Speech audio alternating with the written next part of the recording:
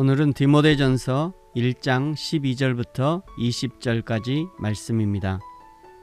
나를 능하게 하신 그리스도 예수 우리 주께 내가 감사함은 나를 충성되이 여겨 내게 직분을 맡기심이니 내가 전에는 비방자요 박해자요 폭행자였으나 도리어 긍휼을 입은 것은 내가 믿지 아니할 때에 알지 못하고 행하였음이라.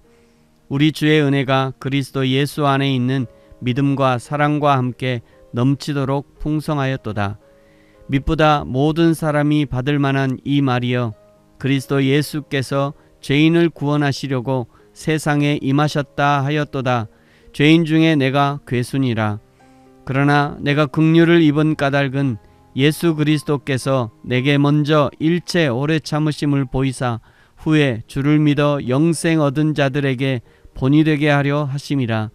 영원하신 왕 곧 썩지 아니하고 보이지 아니하고 홀로 하나이신 하나님께 존귀와 영광이 영원 무궁하도록 있을지어다. 아멘.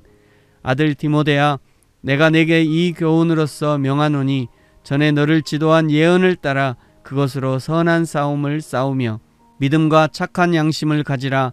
어떤 이들은 이 양심을 버렸고 그 믿음에 관하여는 파선하였느니라. 그 가운데 후메네오와 알렉산더가 있으니 내가 사탄에게 내준 것은 그들로 훈계를 받아 신성을 모독하지 못하게 하려 함이라. 아멘. 오늘 12절부터 17절까지는 바로 위에 11절에서 고백한 내게 맡기신 바 복되신 하나님의 영광의 복음을 따르는 감격을 표현합니다. 12절에 나를 충성되이 여기시고 내게 직분을 맡기셨다 말씀하죠. 예수를 믿기 전에는 교회를 핍박했던 바울을 그리스도께서 충성되이 여겼다는 말은 조금 이해하기 어렵습니다. 그러나 이 말은 절대적인 하나님의 주권과 연결되어져 있습니다.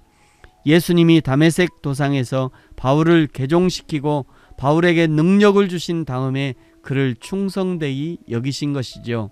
이것은 사도 바울이 결코 위대하거나 행위의 온전함 때문이 아니라 하나님의 주권에 의하여 복음사역의 사명을 수행하였기 때문임을 보여주는 것입니다. 직분이란 말은 봉사를 의미합니다. 그렇기 때문에 사도의 직분은 사랑과 헌신의 정신으로 주님께 드리는 봉사를 말하는 것이죠.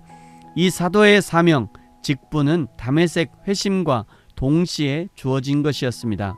저와 여러분에게도 직분이 있을 것입니다. 권사, 장로, 목사만 직분이 아니라 그리스도인이라는 매우 위대한 직분을 우리에게 주셨습니다.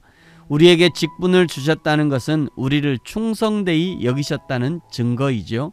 뿐만 아니라 우리를 충성된 사람으로 훈련시키고 충성된 사람으로 만들어 가겠다는 하나님의 의지의 표현입니다. 그러므로 하나님이 우리에게 직분을 주시고자 할 때 우리에게는 거부할 권리가 없습니다.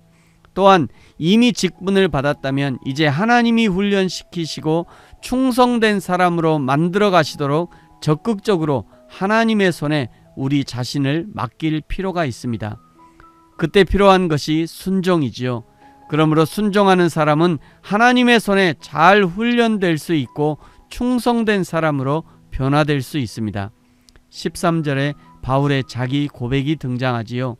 전에 자신은 비방자였고 박해자였고 폭행자였습니다.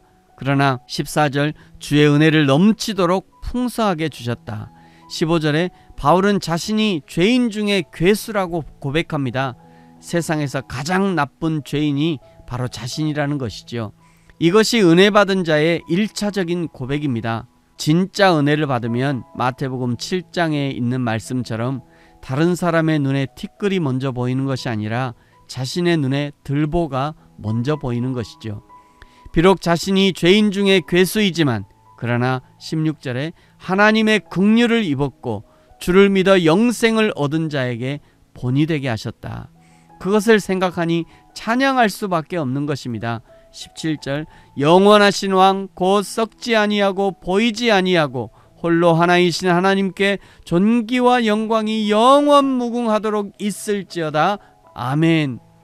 하나님께 감사와 찬양을 올려드리고 다시 디모데에게 권면을 이어갑니다. 18절에 아들 디모데야, 내가 내게 이 교훈을 명하노니, 여기 이 교훈이라는 것은 3절부터 말씀하셨던 다른 교훈을 가르치지 말라, 신화와 끝없는 족보에 몰두하지 말라, 이 두 가지이죠.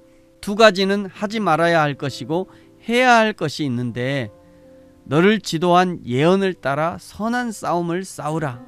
너를 지도한 예언이란 디모데가 목회자로서 안수를 받을 때 하나님께서 주셨던 디모데의 사명을 말하는 것이죠. 기본적으로 목회자에게 가르치고 설교하는 사명이 있을 것입니다. 그리고 19절에 믿음과 착한 양심을 가져야 한다. 왜냐하면 이 두 가지가 없으면 파선하는 배와 같이 되어버리기 때문이다. 그 중에 후메네오와 알렉산더가 있다고 직접 이름을 언급하는 이유는 이 두 사람을 디모데가 잘 알 뿐 아니라 그들이 어떤 과정을 거쳐 하나님의 은혜에서 완전히 떨어져 나갔는지를 알기 때문일 것입니다. 사랑하는 성도 여러분, 저와 여러분은 어떻게 우리의 믿음과 사명을 지켜나가고 계십니까? 이단적 사상, 율법주의로부터 우리의 신앙을 잘 지켜야 합니다.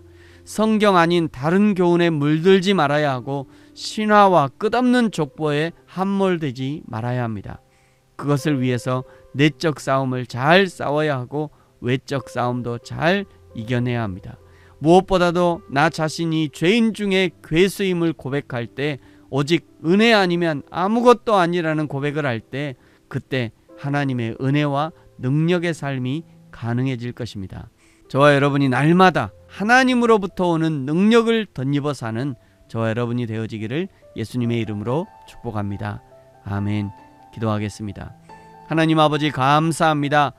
바울이 디모데에게 권면했던 것처럼 우리도 믿음과 착한 양심을 가지고 하나님의 말씀을 따라 선한 싸움을 싸우게 하여 주옵소서. 내적으로 외적으로 우리의 신앙을 파괴하려는 공격이 계속 있습니다. 하나님, 우리가 믿음으로 분별하게 하시고 하나님의 말씀의 무기를 가지고 이겨내며 승리하며 인내함으로 이겨내게 하여 주옵소서. 감사합니다. 예수님의 이름으로 기도합니다. 아멘.